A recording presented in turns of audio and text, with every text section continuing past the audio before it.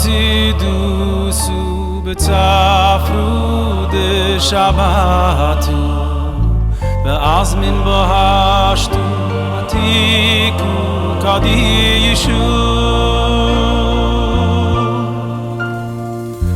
gehoira yishraimo bekidishu rabu v'chamru tuvu devatech nafshu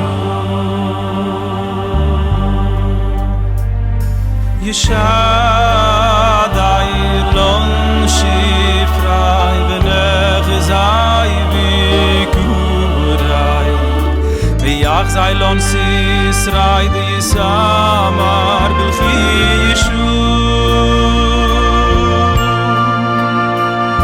Yigalai lovon tam ayid v'israi sanahamai Innen aus Bishmai kefilu eklishu Tzuro yiru edil ya yilu devai chayai choyu V'yisramai chayilu v'sisa kadra Yeshu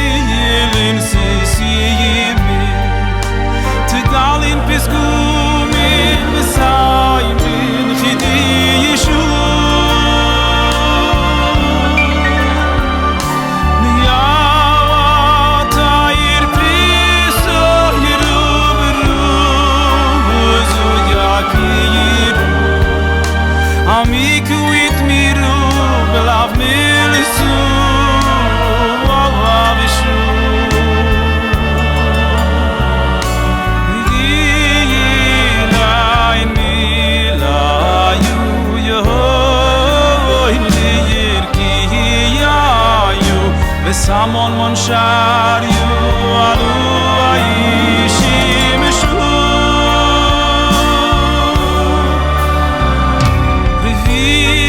Viyatir yaskay leyayu min dargay V'yisav basigay dahavas benishu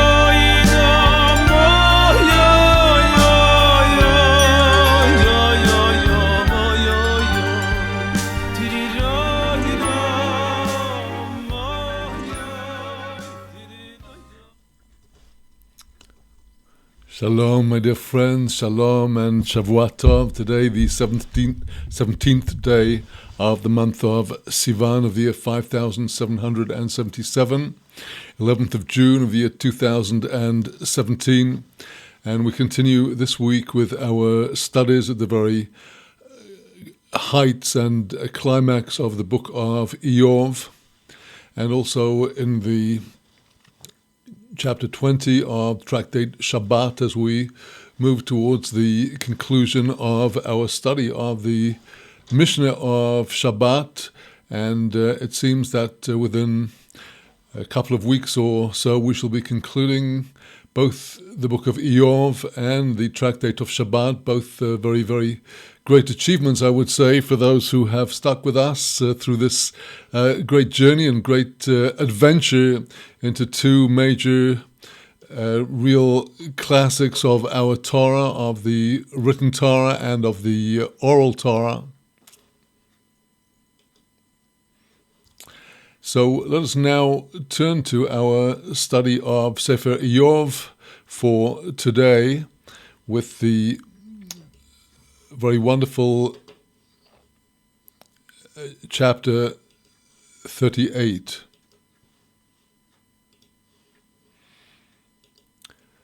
Shalom, today, the 17th day of the month of Sivan of the year 5777, corresponding to the 11th of June of the year 2017.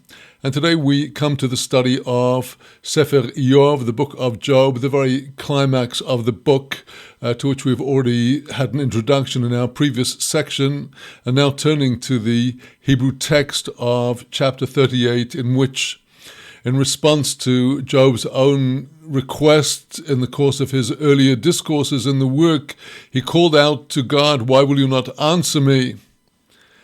And Job, having been brought up level by level through the discourses of Elihu bar Rachel, now is privileged to have God answer him out of the storm wind.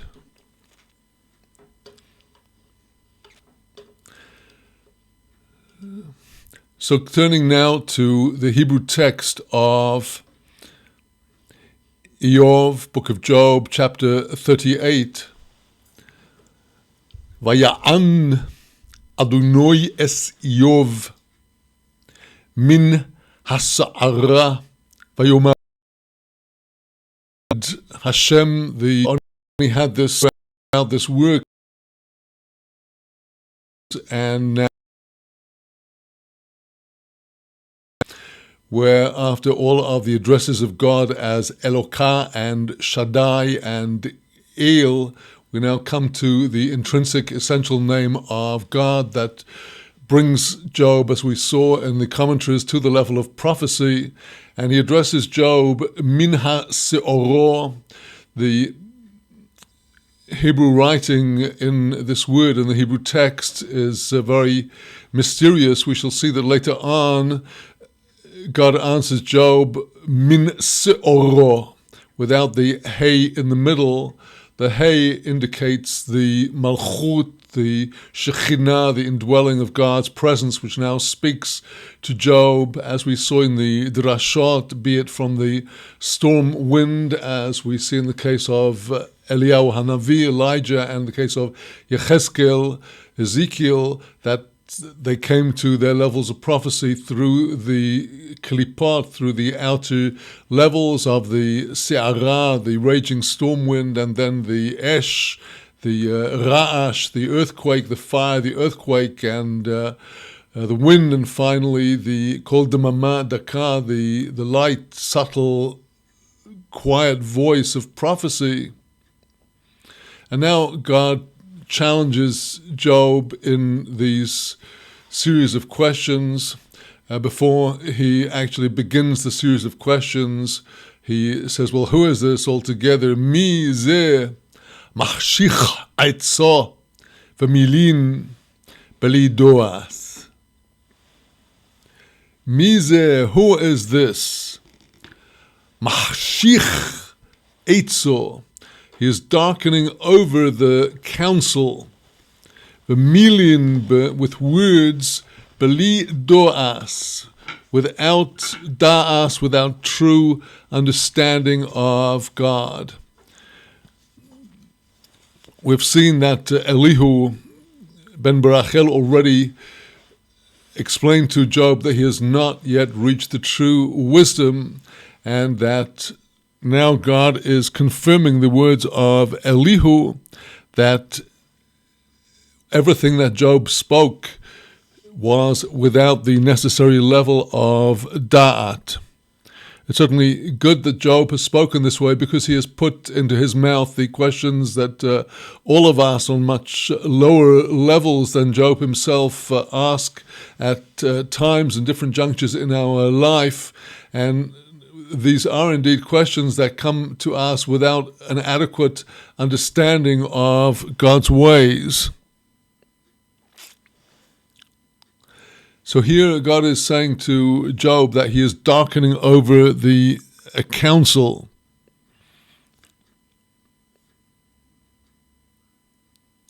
And Rashi explains here that God is saying to Job, said the Holy One, blessed be He, who is this that is darkening the counsel and doing damage through his words and through just too many words, an abundance of words?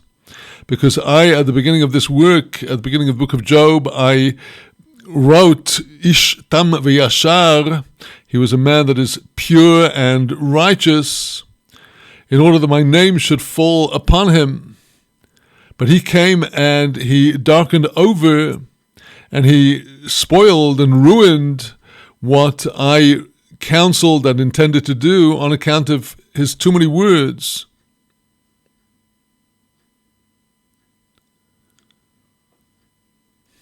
And then Rashi continues that Job says to God in his words in chapter 42, verse 3, if I had known this was your counsel, I would not have spoken so much. And the Holy One, blessed be He, says to Job, according to the Midrash that Rashi is quoting, well, did not Abraham, who also did not know what was the lay behind this test, he nevertheless stood the test 10 times. Rashi says this he finds in the Midrash.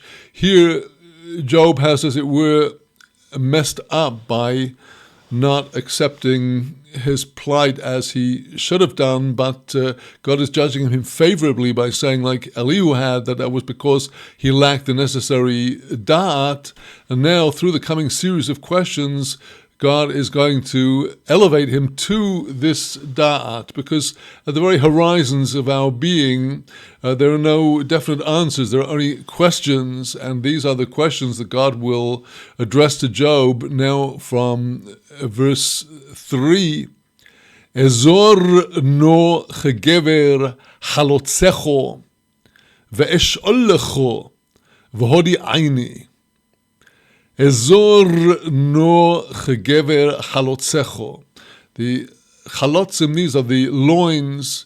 Ezor is an expression having the connotation of girding oneself, bringing a belt around oneself. Gird up your loins like a man, that is to say, get ready for a challenge that I'm going to put to you. Now Rashi tells us here that God is alluding to Job in these words of girding your loins, that he's now going to rise up from his sickness. He's going to be aroused and come and rise above his sickness and his suffering. Let me ask you, and you make it known to me. Ifo hoyiso beyosti oretz hagid im yodato vino. Ifo hoyiso. Where is it that you were beyosidi oretz, when I founded the earth? Hagid, tell it.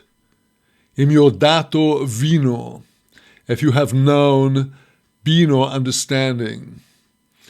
So God had said to him, what you spoke before was beli doas. And now with these challenges, God is explaining to him where the true da'as lies. It lies in ascending to the level of bina. Kabbalistically, the level of bina is one of which the question is asked, me, as in the following word, the beginning of verse 5, me who? When we are confronted by the partsuf of Ze'er Anpin, which is the revelation of the essential name of God through the Sephirah of Tiferet, encompassing all of the lower Sephirot, the question is ma, what? When it comes to Bina, the question is me, who? Who is behind all of this that is revealed? Ze'er Anpin, who is, as it were, called the son, the child of Mother Bina. He is the whatness of the world, but we want to know who is it that lies behind the whatness of the world, and it is Bina that God is challenging Job to rise to in these 50 questions, which, as I have discussed in our introductory session, allude to the 50 gates of understanding. And we shall come later, with the help of God, to take a look at part of the introduction of Rabbi Avraham ben David of Posker, the Ravad, in his introduction to the Sefer Yetzirah, in which he explains the Kabbalistic meaning of the 50 gates of understanding one by one in relation to this series of questions. The question that God is really challenging Job is one that has defeated the philosophers, as Ravad explains there, which is, how did yesh, something, come out of ayin, nothing?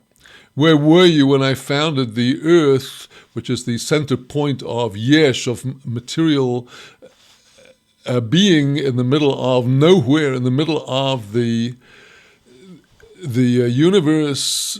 If you can tell me that, that is the beginning of understanding how it is that yesh comes out of ayin. How does something, being, come out of nothingness? Misom mamadeho kiseido o minoto oleho kov.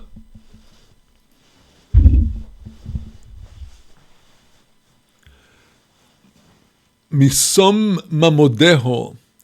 Who, again the same question, who is it, the source of all this? Misom, who put mamadeho, her midot, her dimensions. Who laid down the dimensions of the creation? Kiseido, if you know. O mi noto oleho kov. Or who stretched forth upon her a line? Well, here we have an allusion to the aspect of Bina, which is the aspect of the source of Gevurah, severity. It is from Bina that all of the restrictions and constrictions come into the world. So it is Bina that has laid down the detailed limitations of the world, and Bina has put around the world the kav, the sages mention this in the Midrash, the green line that surrounds the universe. So all of this is coming forth from where? Almo Adoneho hotbou, o mi yoro even pinoso. Almo Adoneho hotbou. Upon what? Again, here the allusion to the partsuf of Ze'er Anpin, which is Tiferet, and Tiferet is supporting the Adonim, the bases, as we have in the sanctuary in the wilderness, the krashim, the tall pillars of cedar coated with gold that were forming the walls of the sanctuary in the wilderness. Each one was in its Eden, in the silver base, the solid base which was holding it upright. And that was the base of the sanctuary. And here we see clearly in this Hebrew word Adoneho, the name of Adonai, the name of God's kingship, and this holy name with its 4 letters has 24 possible permutations. Permutations to the side of kindness and permutations to the side of judgment. And it is through these that God is running the world through this divine names, which are channeling the divine blessing into the world. And the Hebrew word hotbo'o has the word teva, which is nature, which is the stamp of the laws of nature that God has put into the creation. Continuing, Omi yoro even pinoso, or who cast down the stone of her foundation. So the Even Pinos, or the stone of the foundation, this is associated by our sages with the Even Shesi, or the stone of foundation, whose place is in the Holy Temple and the Holy of Holies on the Temple Mount, the place from which by tradition Adam was formed, from the place where Noah sacrificed and Abraham brought Isaac, where Isaac prayed and Jacob had the dream of the ladder. So who was it who cast down this foundational stone of the world? B'ron yachad kochavei voker, vayoriu kol bnei Elohim. B'ron yachad, when they're exalted all together, kochavei voker, the stars of the morning. These are the bright planets which are clear in the very early morning hours before the sun rises.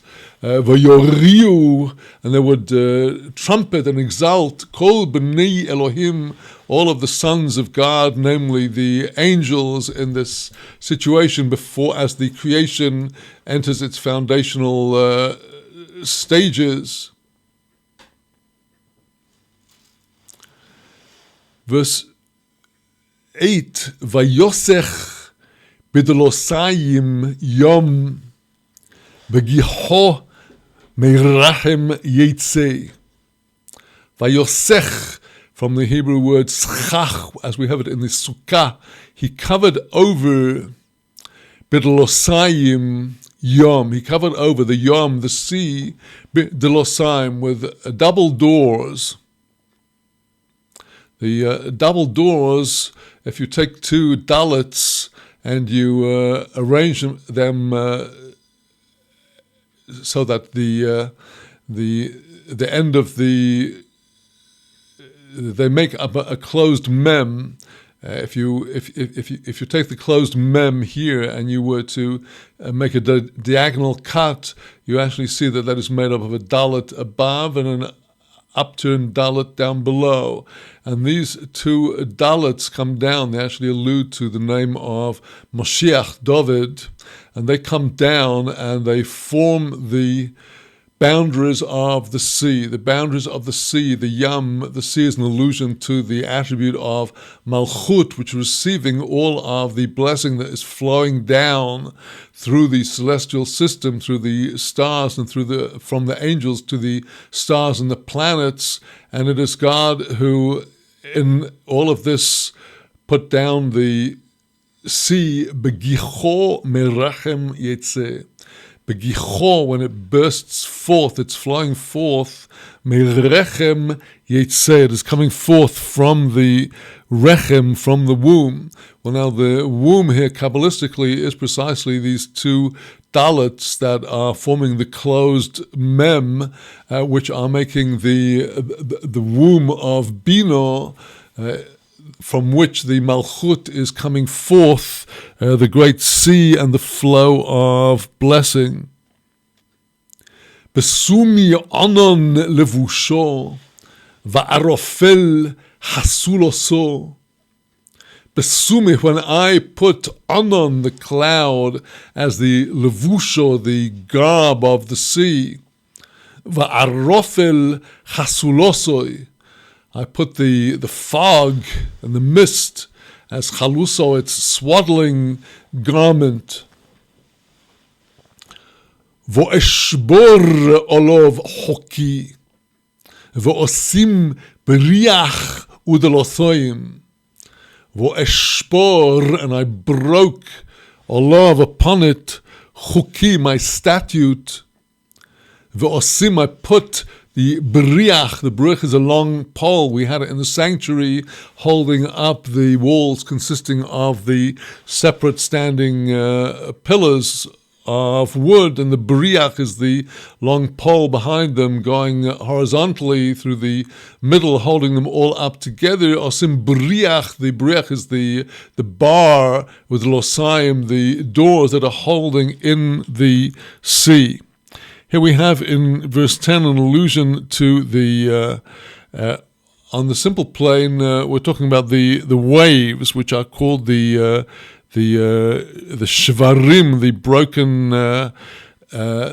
the brokenness of the surface of the water, and God has made these waves of the sea such that the waves flow in, but there is a boundary, and they cannot get within the boundary of the coast that God has made. He's closed in the sea with the pole and with the doors that lock it in its place. Everything in the creation, the Malchut, is confined according to God's chok, his statute and his law laid down from on high. That is to say, there is no such thing as chance. It is all providence, all the stamp of God's law and God's rule. V'omar ad po sovo v'lo sosif ufo yoshis bigaon galecho. Verse 11, V'omar, and I said, instructing to the sea, ad po sovo, until here shall you come, only as far as this coastline. V'lo sosif, you shall not add any further flowing to overcome the land. Ufo yoshis bigaon galecho, here shall he place with pride your waves.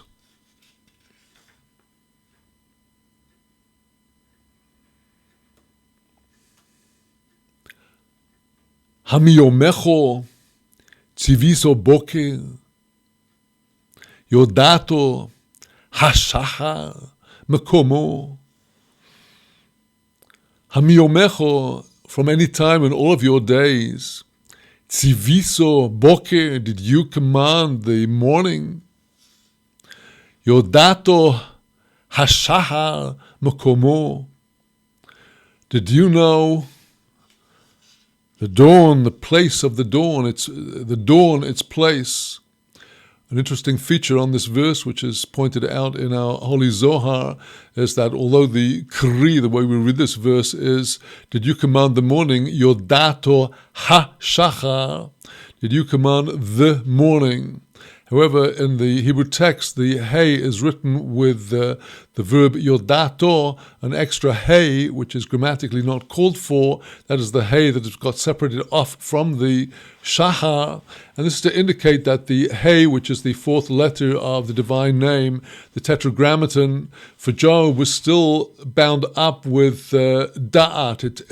It's the power of the Shekhinah over all creation was still above and separated from Job's perception of the creation as not being governed by God.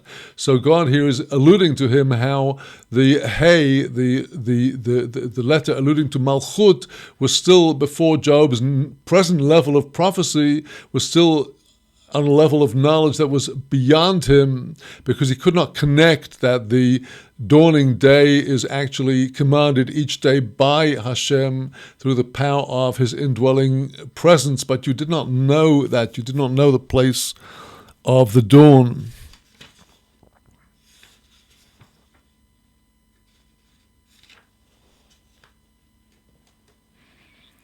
Well, here the Metzudat David comments on verse 10, on verse 11, on verse 12. Did you ever command in all of your days that the sun should cast his initial rays to light up the morning before the sun itself is revealed over the face of the earth? Did you ever command the sun to keep going and never to rest? As if to say, does not the sun constantly move all the time without ever resting, without ever ceasing?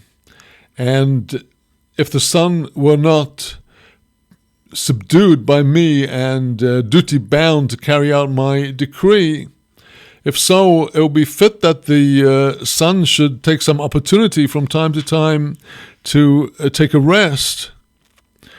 And that is to say that, do you know where is the place of the sun that brings the dawn? As if to say, the sun has no place of rest. The sun is constantly at work, and this is a sign that the sun is God's minister and God's agent. Verse 13. לאחוז בכנפויס האורץ וינוערו רשעים ממנו. Le'achos, to take hold, b'chanefos ha'oretz, of the wings of the earth, v'yino'aru resho'im mimeno, and the wicked shall be cast off from it.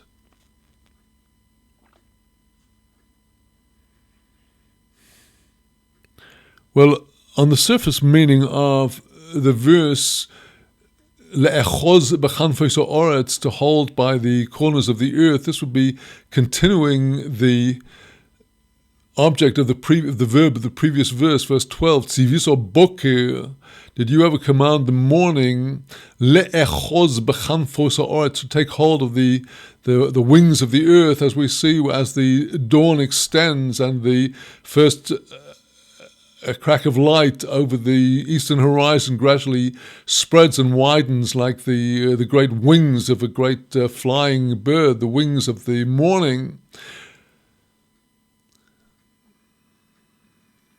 But then the continuation of the verse 13, and the wicked shall be cast off from it, is reminiscent of the overthrow of Sodom that came about when as the dawn was rising and both the sun and the moon were there, visible to people of Sodom, and they saw that their gods had no power to save them.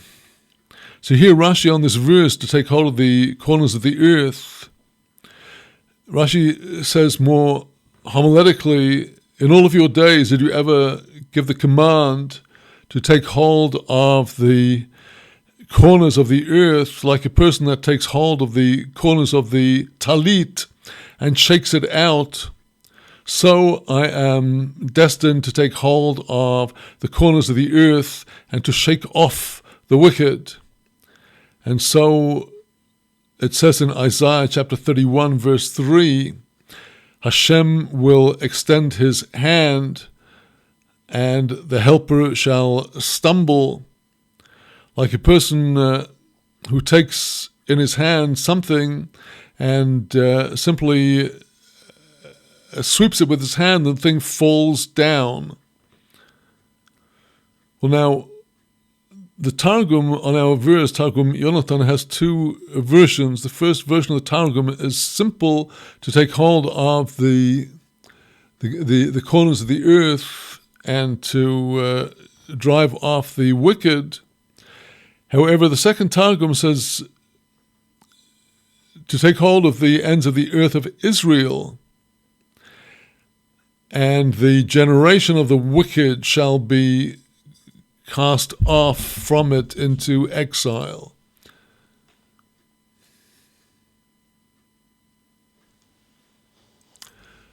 Well, now, following through in verse 14, the main mashal of the earth, as God is forming the earth was the object of the verb in the previous verse, verse 13, le'echos b'kanfos ha'oretz. He's taking hold of the corners of the earth. And the earth now is the subject of the verb tishapech.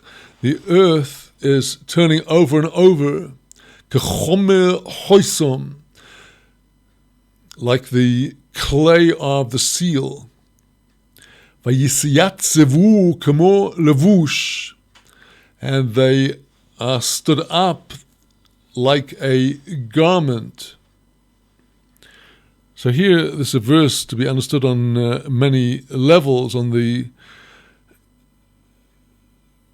Rashi explains this verse that the earth is the earth element, the clay element, which is the substance from which the different generations are formed. Rashi says that it changes around like the clay of the seal. He says that what changes around is the form of man that is upon the person until they die. And when the person dies, their form changes into the ashes into which the body decomposes. And he continues, Rashi, but with the resurrection of the dead, they shall stand up, all of them, in their garment. So here, with God's perspective from the heavens looking down at the earth as the craftsman's material from which he makes the generations, and he guides the world towards its tikkun, its perfection. V'yimona meresha'im oram uzro'a romo tishover. V'yimona meresha'im oram. There is withheld from the wicked their light. Uzro'a romo tishover.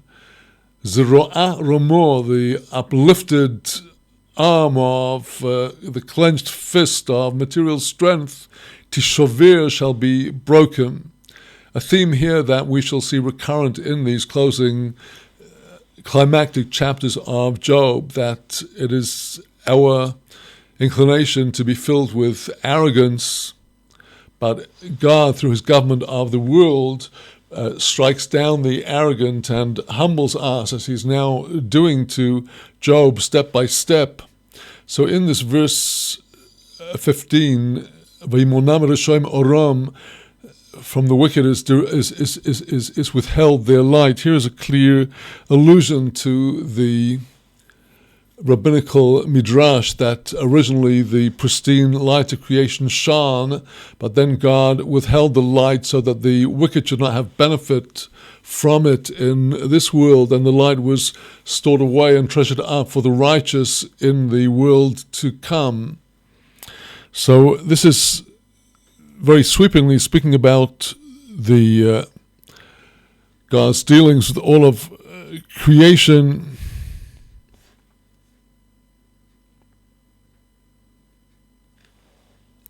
So the Metzudat David on verses 14 onwards, he says, from all of the above, the changing of, like the clay of the seal, you should know, even though the seal of the appearance of the human changes at the time of his death to be like clay and like the mud of the outside, the open places, nevertheless, they will stand at the resurrection, and they shall be as they were at first, just like a garment that is folded up, and when it's brought back and unfolded, it's as it was at first. And this, says the Metzudat David, is coming to answer Job's words where he had denied the resurrection of the dead and thinking that all of the affairs of men are governed by this implacable law of fate through the apparatus that runs according to nature. And it would appear that the resurrection of the dead is impossible according to natural law. And it is this that God is answering him when he says, I am in providence over everything, and therefore you have no need to be amazed at the fact of the resurrection of the dead.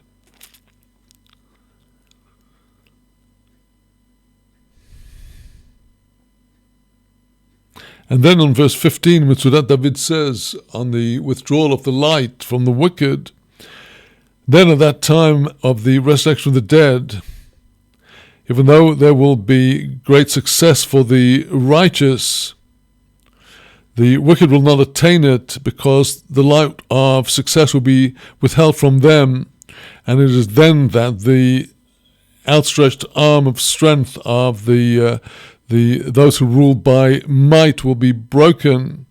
So here God is answering, says Mutzadat David, answering Job's complaint about the apparent lack of requites for evil, whereas the punishment and of the wicked, God is saying here, this will be the punishment in the judgment, the coming judgment.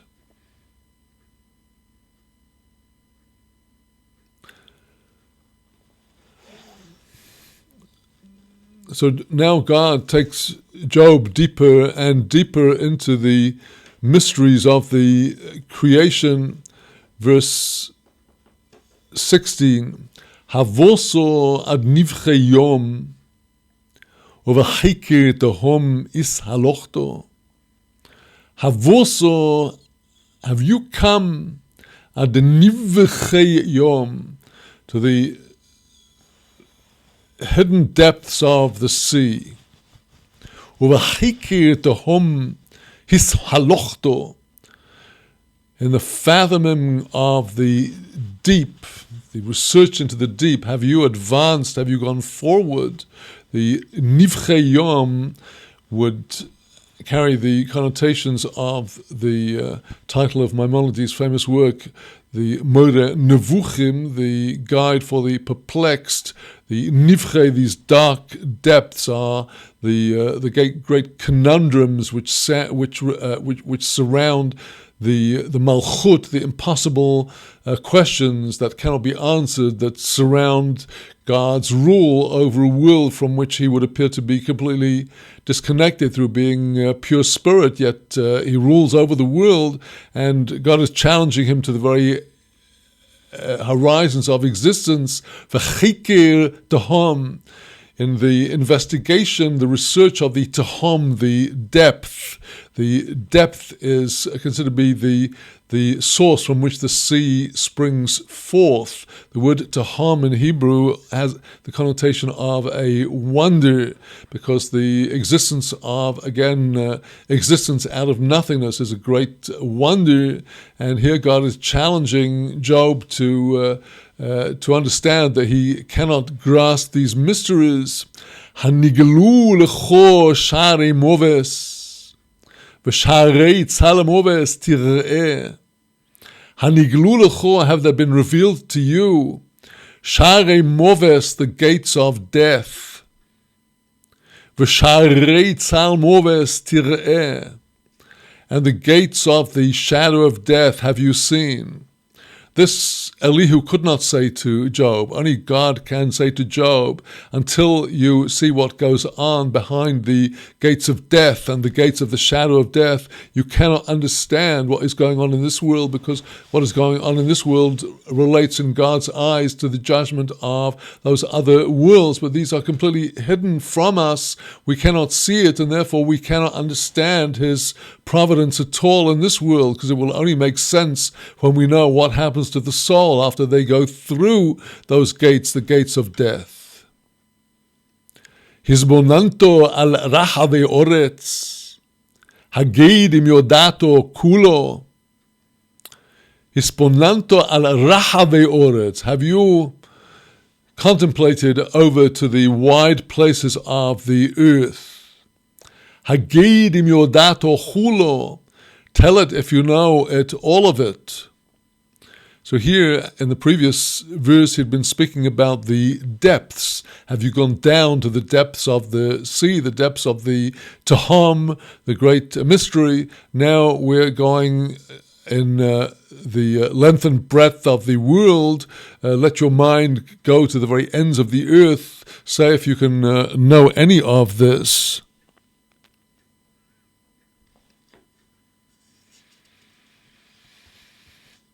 The Rashi comments on the Sharei Moves, the gates of death, that is the Gehenna. Verse 19, Eize haderech yishkon or, v'choshech eze mekomo, eze haderech, which is the way, yishkon or, that the light shall rest and dwell.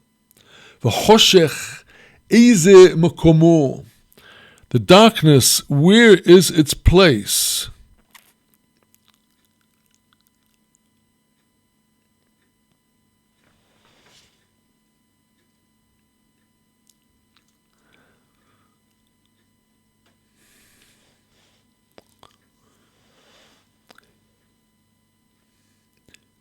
Ki sikochenu el gevulo, v'chi sovin nesivos beisoi.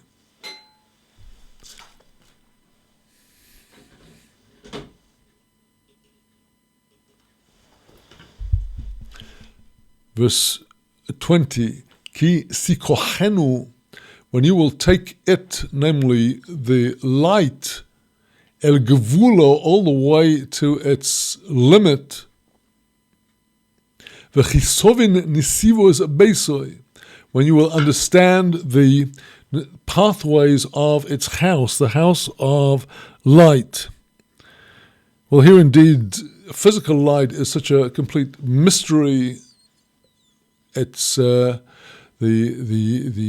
infinite radiation of light, and yet light is only possible when light is radiating into darkness. So here are the very the parameters of existence, the white fire and the black fire.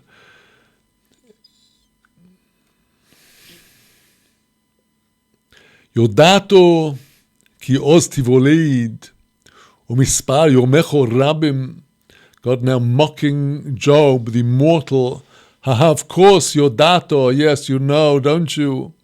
Ki oz tivoleid, for then you were born at the time when God radiated the light of creation and set the limits of the light through the tzimtzum, the contraction. You were born then. Umispar yomecho rabim, were the number of your days so many. Havoso el oitzrois sholeg.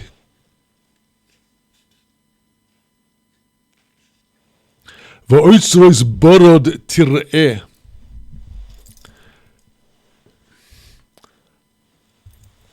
Havoso el oitzrois sholeg. Have you come to the treasuries of snow? V'otzros borod tir'eh. The treasures of the hail have you seen?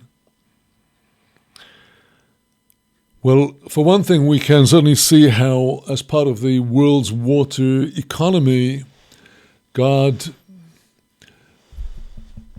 stores water in the form of ice and snow, which are treasures that hold the water in reserve, and then during the winter time and then in the spring the snow melts and the water flows down and becomes the rivers and provides the land and the people with the water that they need.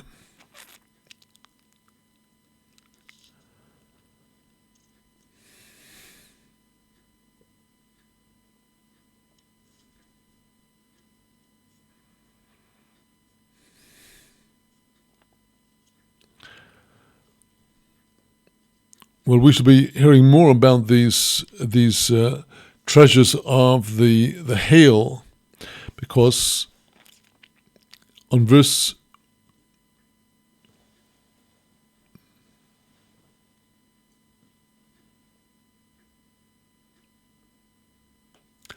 23, he continues, Asher hosachti le'es tzor le'yom krov u'milchomo, that I have saved up, asher hosachti, I have held them back and saved them up, le'es tzor, for a time of trouble, le'yom krov, for the day of the battle, umilchoma, and of the war.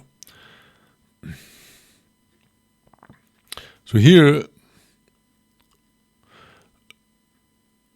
Rashi, here the Targum on verse 23 tells us that Asher chosachti le'es tzor, that I have held back for the time of tsar. Tsar is the narrow place, that is the Gehenna. Says the Targum that I have treasured up the snow for the time of trouble in hell.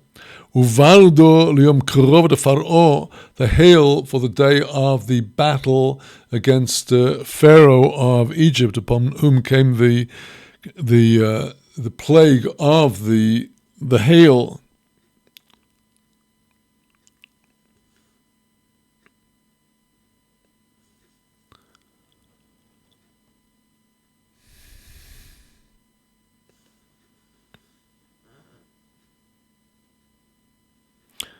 So the Ramban on our verses 22 and 23 says, have you seen the treasuries of hail?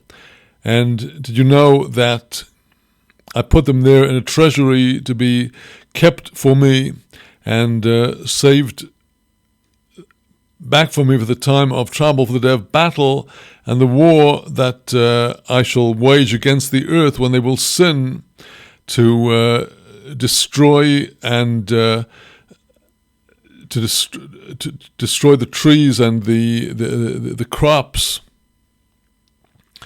because the hail will go down to the ground to make a battle, and through it I will fight them with the hail and with the avnei algovish, with these great stones of algovish, which are mentioned in the case of the war of Joshua against the 5 kings of Canaan. And in future time, continues Ramban, God will do the same.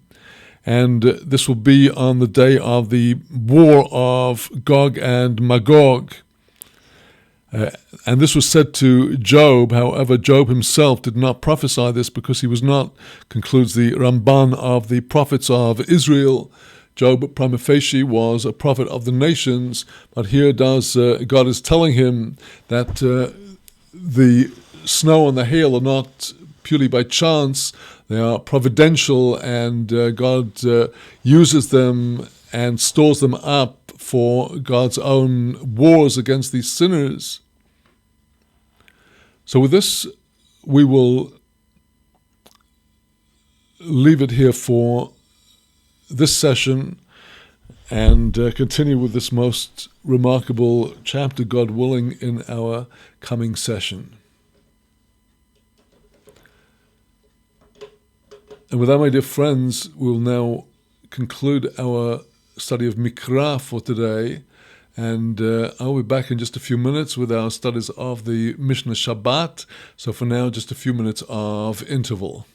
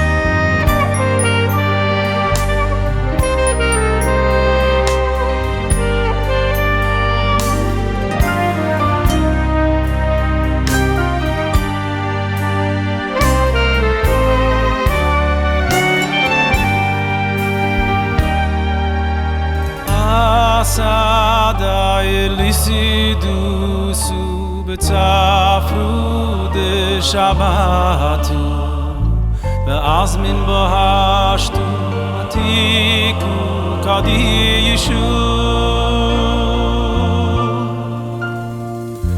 Nehoira Yishraimo Bekidishu Rabu V'chamru tuvu devater daye nafshu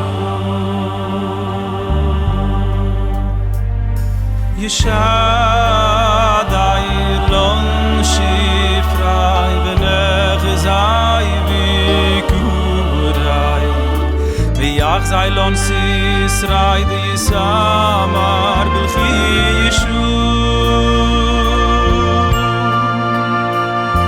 Yigala ilon tam ayid v'israi sanahamai Inen aus Bishmai kefilu eklishu Tzuro yiru edil ya yilud v'yichayichoyu v'yisrabayichayilu v'sisa kadra yeshu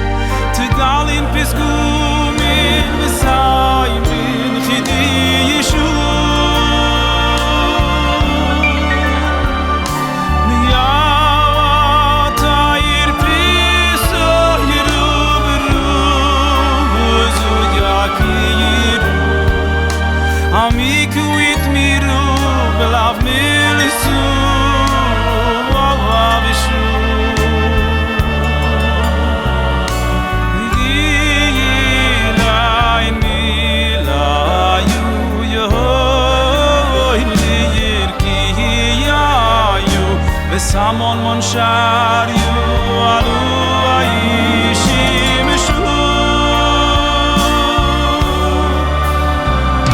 Riviyati ya sky le ya ilumi in dargai the yisaf basigai the havas benishu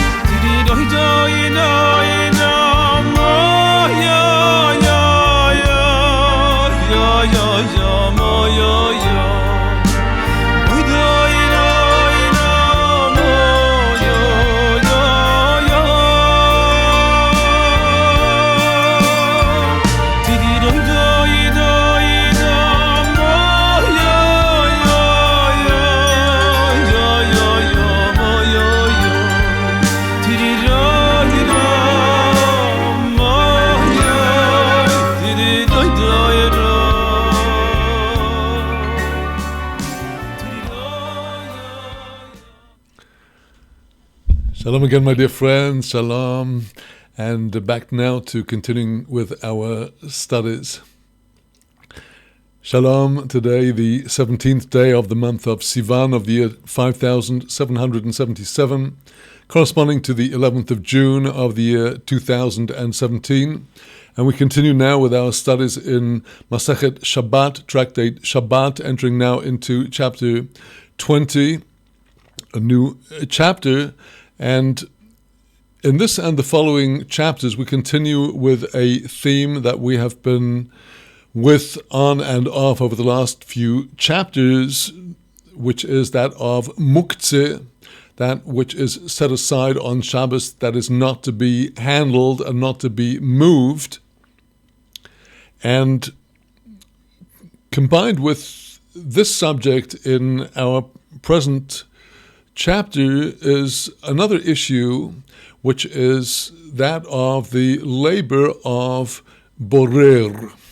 Borer in the production of grain is the stage after the threshing of the grain stalks, in which the kernels are separated from the stalks.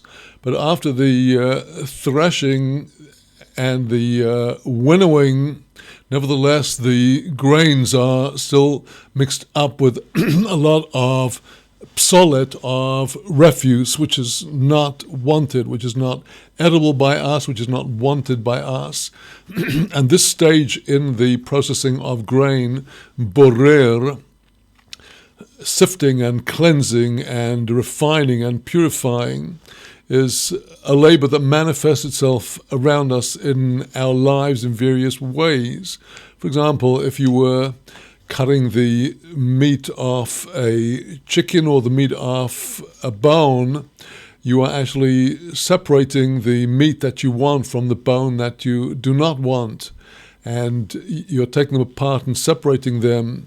Or if you had, for example, a hot plate of soup that had rather more fat floating on the top than you actually wanted to consume, you might on a weekday be skimming off the fat with a spoon. In that case, you are separating between the fat that you do not want and the soup that you do want. And this labor appears in various different ways. In our Mishnah, in the opening Mishnah, and the Mishnah after it, is going to be talking about some borderline cases, questions about whether separating one thing from another is actually against the prohibition of borer, of refining on the Shabbat. An example will be the cleansing of drinking water through some kind of filter or a sieve. And likewise, we'll be talking about issues of filtering wine and mustard, as we shall see in the following Mishnahs. So there, besides issues of muktzeh, which are going to be coming into our Mishnahs here, and a number of other halachic issues, we do have this issue of matters on the borderlines of borer, the labor of refining forbidden on the Shabbat. The first Mishnah of Masechet Shabbat, chapter 20, Perek Chof, Rabbi Eliezer Omer, Tolin es hamashmeret b'yom tov, v'notnim la'tuluyo b'Shabbos. Rabbi Eliezer teaches you may hang up the mashmeres, which is a fine mesh cloth filter that is used for the filtering of wine from its lees. V'noisnin latuluyo b'Shabbos. You may put the lees at the bottom of the barrel, you pour it into this mashmeres, this wine filter. You may put the lees in even on the Shabbat if the filter was already in place before the Shabbat. V'chachomim omrim, the other rabbis say, ein toilin es amashmeres b'yom tov. You may not hang up, put in place over the lower barrel, the filter of the lees on a Yom Tov. Ve'ein noisnin lateluyo b'Shabbos. You may not put the lees into a hanging mashmeres filter on the Shabbat so that the wine remaining in the lee should drip through.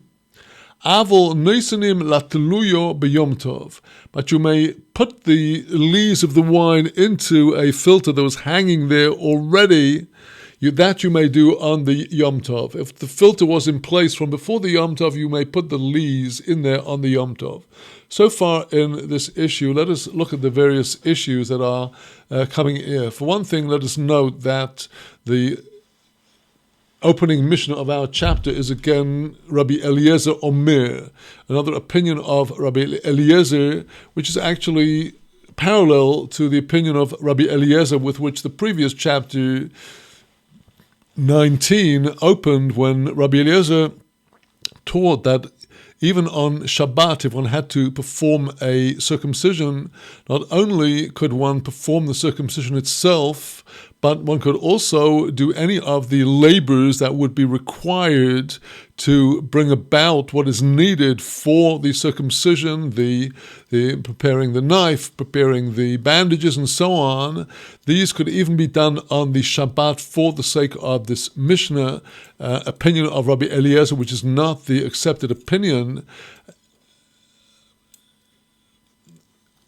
Now here in our Mishnah, Rabbi Eliezer is again telling us that if something is needed for food, then on the Yom Tov, on the festival, since there is an explicit verse in the Torah, that is in Exodus chapter 12, verse 16, that says that on the festival, as opposed to Shabbat, that which is for consumption of food of any soul, that may be performed for you on the Yom Tov festival.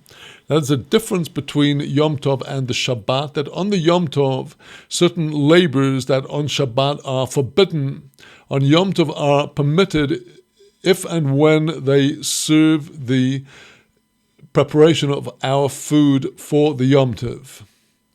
And the opinion of Rabbi Eliezer is that you could even hang the mashameres filter on the Yom Tov, because although it is a labor to hang the mashameres filter over the barrel into which the liquid from the lees is going to drip, it's actually making a sort of tent over the barrel, and making a tent on the Yom Tov is forbidden.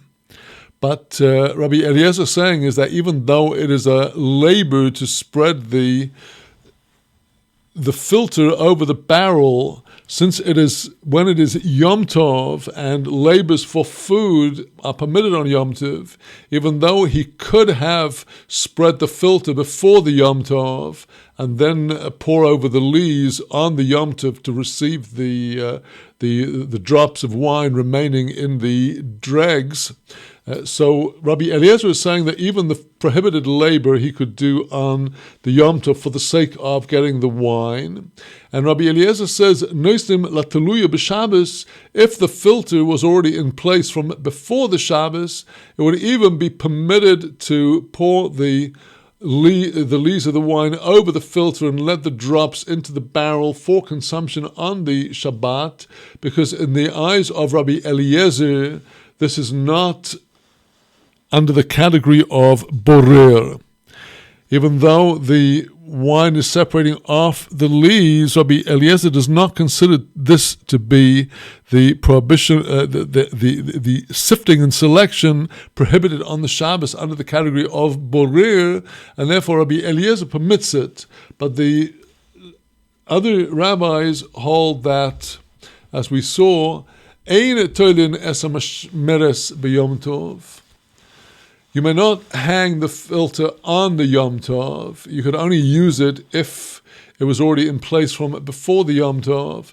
Just like in the beginning of the previous chapter, the other rabbis against Rabbi Eliezer said if there's something that can be prepared from before, then you have to prepare it before. You cannot prepare it on the Yom Tov or the Shabbat, in the case of the previous chapter, referring to Milah, circumcision, if it's able to be prepared from before. And the rabbis also dissent from Rabbi Eliezer on the aspect of putting the lees into the filter on the Shabbat. Ein noisnin lataluya b'Shabbos. You may not pour the lees into the filter on the Shabbat. Aval noisnin lataluya b'Yom Tov, but you may put the lees into a filter that was already hanging from before the Yom Tov, that you may do on the Yom Tov festival, because that is something that is required for the sake of the consumption of the wine, and it should be. It is best done when it's going to be freshly done.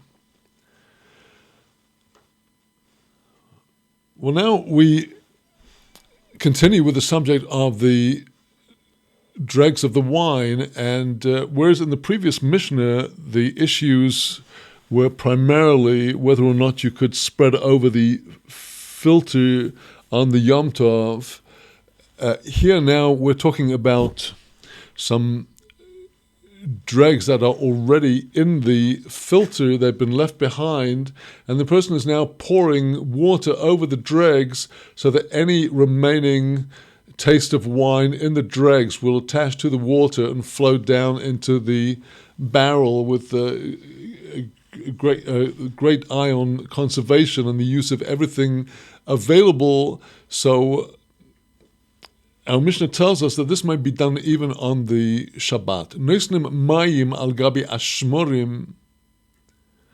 It is permitted to put water on top of the shmarim dregs, bishvil sheyitzalu, in order that they should be purified, that they should be refined.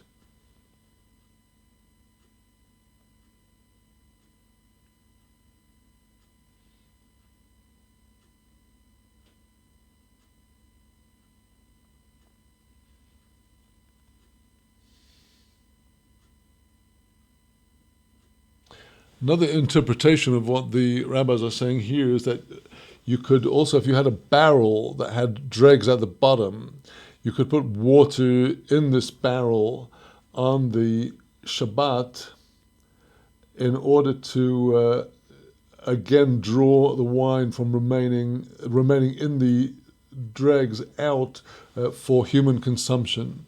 So,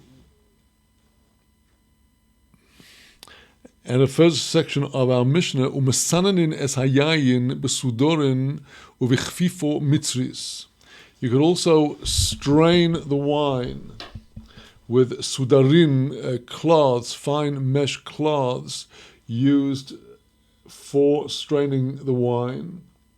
Uvichfifo mitzris. So if you had what is called the Egyptian basket, kfifo mitzris is made of twigs from the stiff stalks from off the side of the palm trees, and this would be another means of filtering the wine.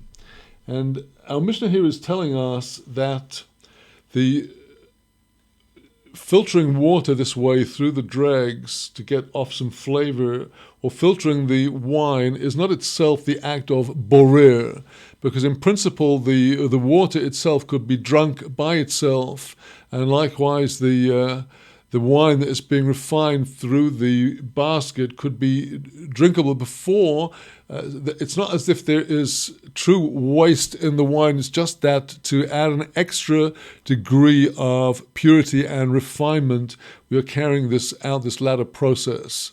And it is this Mishnah that relates to the modern day phenomenon of using a water filter, which is a question in the halacha among different authorities, some of whom permit people to draw water through a water filter on the Shabbat, since they could drink the unfiltered water if they had to, and the separation of what is drawn out by the filter from the water is not considered to be in the category of borer, of actual complete separation between that which is desired and that which is rejected.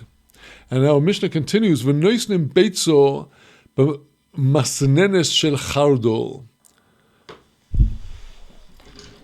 One could also put an egg in a filter of mustard. I'm not a big, personally, expert on using mustard and filtering it in this way, but according to the commentators, the effect of pouring a beaten egg over the mustard is going to be that the egg is going to come through to the bottom under the strainer with some more flavor, and so the mustard is going to take color from the yolk of the egg, while the egg white apparently is performing some kind of purification into this, because the commentators explain that even though the egg with the mustard is passing through the strainer,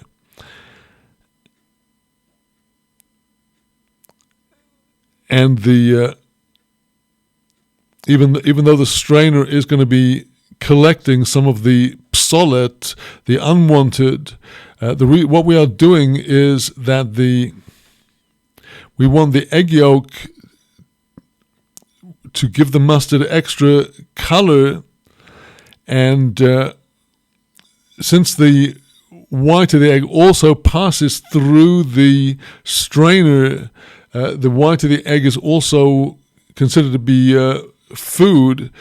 People in those days, as some do today, would eat raw eggs. So here, when the egg is mixed up apparently with the mustard, this is perhaps some kind of delicacy. And here our Mishnah again is dealing with an issue that is the very boundaries of the prohibited labor of borer, whereas that is a clear case of separating the waste from the desired food, while that is forbidden on the Shabbat, as in the case of picking out the stalks and the dust and the little stones from seeds. That will be forbidden on Shabbat as being under the category of the prohibited labor of borer. Here, with this kind of straining, where everything that is put into the strainer is also coming out through it, except for very little, that is not considered to be borer.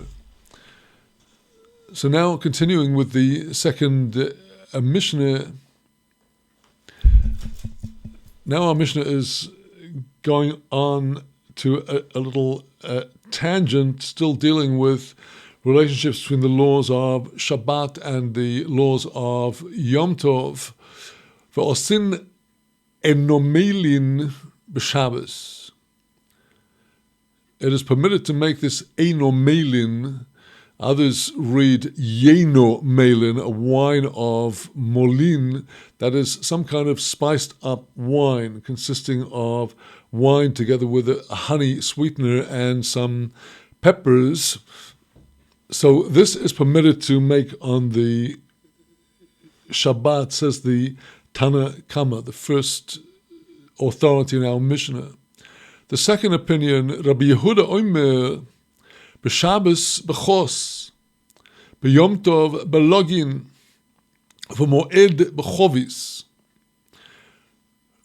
Rabbi Yehuda says it's not so straightforward. B'Shabbos b'chos, on the Shabbat, you could do it in your cup. We do not want the person to start manufacturing large quantities of this enamulin delicacy on the Shabbat. On Shabbat, we like to have things ready, and if you need to prepare something, it should be for immediate consumption in small quantities. So Rabbi Yehuda says, well, that is how it applies on Shabbat to make one cupful of this. If it is the festival, you may make a larger quantity, a login. The login measure is perhaps related to our more familiar term log, as in revi'it, a log, the quarter of the log measure, and the login perhaps is a flagon or a jar that contains that quantity, something like 4 cupfuls. And Rabbi Yehuda says a more liberal approach may be taken on the Moed, that is to say, on the days of the festival that are not actually the Yom Tov, during the festival of Pesach, from the second day onwards in Israel, and from the third day onwards in diaspora, that is called Chol HaMoed, the mundane days of the festival, here called the Moed. On the Moed, on Chol HaMoed, the weekdays of the festival, and likewise the days after the first days of the festival of Sukkot, up until the seventh day, all those are Chol HaMoed. There, says Rabbi Yehuda, you could make a whole barrel. Now, the opinion of the third Tana in our Mishnah, Rabbi Tzadok Omer Akol Lefi Ha'orchin. Rabbi Tzadok says, well, it all depends on the number of guests there are. We want the person to have an enjoyable time, and if there's just a few people, then prepare a little, and if there's many people, prepare as much as you want. The actual halacha is like the Tana Kama, that even on the Shabbat one may prepare as much of this delicacy as one wants. It's probably for consumption on the Shabbat, nicely spiced up wine with a sweet taste for the children as well. So now to continue with these Mishnahs relating to the preparations of dainties and herbs and spices on the Shabbat.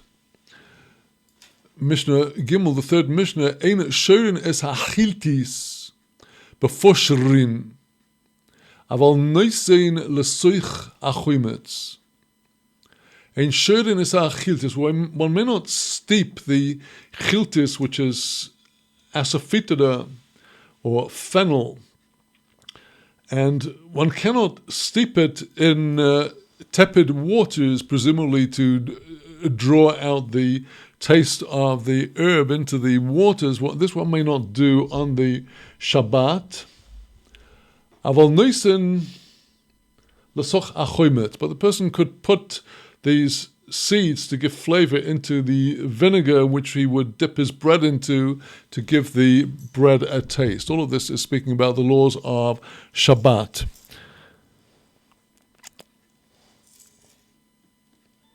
Now, according to the Gemara, a reason given for not steeping the fennel in the tepid waters on the Shabbat is because that will be used for some kind of light medication, and as well as for a flavoring. And this to steep it in tepid water is a weekday activity. Others say that it's obvious the person is doing this for refuah, for healing, and medical preparations on the Shabbat, except in critical life-saving matters, is not permitted. But putting the fennel into your vinegar and dipping your bread into it, that is considered not to be visibly a medical procedure and is therefore permitted on the Shabbat. So continuing on with the third Mishnah, Ve'ein shorin es hakaroshinin v'lo yishofen oison aval noisen lesoch akuvoro or lesoch akalkolo. Now we're moving on in our Mishnah to animal feed, and again we are on the issue of borer, of separation of the undesirable parts of the animal feed from the desirable parts. An animal owner is certainly not only permitted but required to feed his animals on the Shabbat, the diet they need for the Shabbat, not extra fattening diets but regular diets. And the Karshinin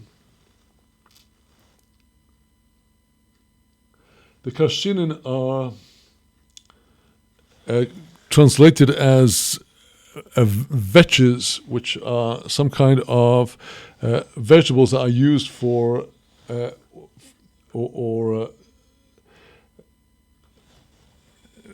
more for animal feeds.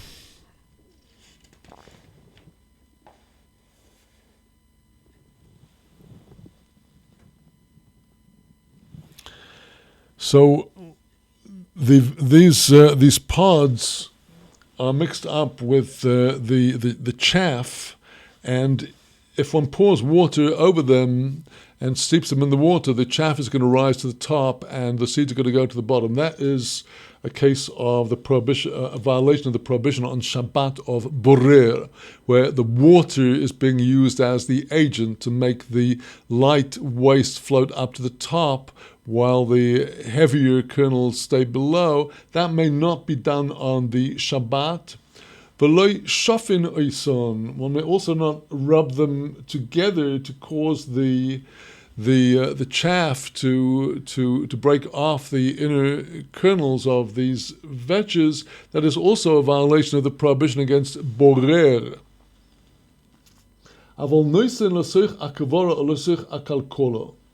However, one could put these vetches into the sieve or into a basket as a means of carrying them to the place where they're going to be consumed by the animals. And even though some of the chaff will be falling off, it is not his intention in carrying them to cause this to come about. If it comes about by itself, that is not a violation of the intentional labor of borer separation. So here the kvara sieve and the kalkala are both the basket. These are both instruments that might be used on weekdays for precisely the task of borer, sifting, particularly the kvara, the sieve. However, where it's his intention simply to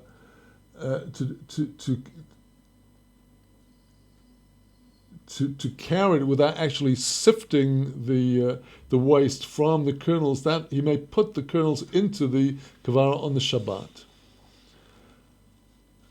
But now, when it comes to the preparation of other kinds of animal feed, in koivrin es ateven bichavoro, you may not sieve the hay in the kavara sieve. V'lo yitnenu al gabe mokum gavoa, nor could you put the sieve on a high place where the chaff, you're intending that the chaff is going to fall down from below, bishvil sheyered amotz, if it was your intention that the motz chaff should go down. Avol noitel hu bechevoro, v'noisen lasecho evus. But as we said, he could put this feed into the sieve in order to put it into the animal's feeding trough.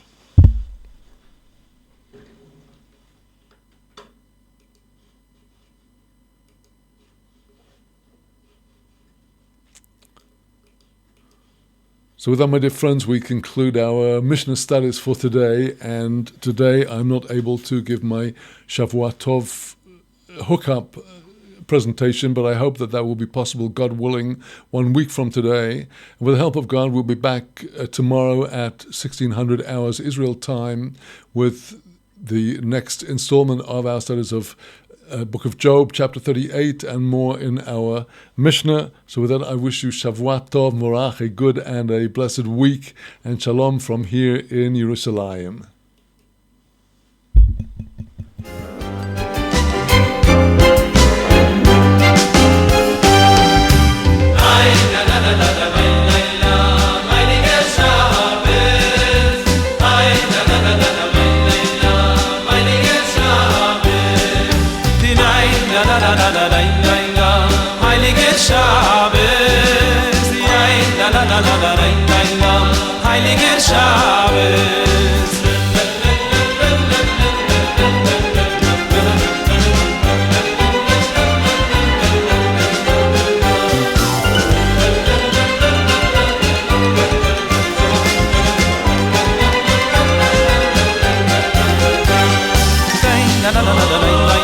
Heiliger Shabbos, Heiliger Shabbos, Heiliger Shabbos, Heiliger Shabbos, Heiliger Shabbos.